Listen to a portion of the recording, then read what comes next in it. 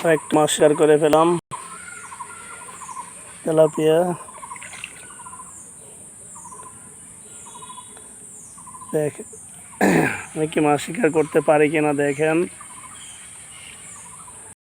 আরো একটা মাছ শিকার করে ফেললাম। এটাও বেশি বড় না, রাখা যাবে না, ছেড়ে দিতে হবে। বসে বসে কি সময় কাটাইতেছি আর কি, রোদ্রে কোথাও যাচ্ছি না।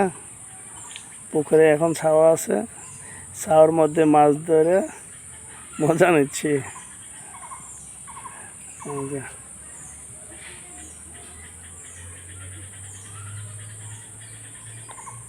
এটা ধরছি, এখন বসি ধরে ধরলাম।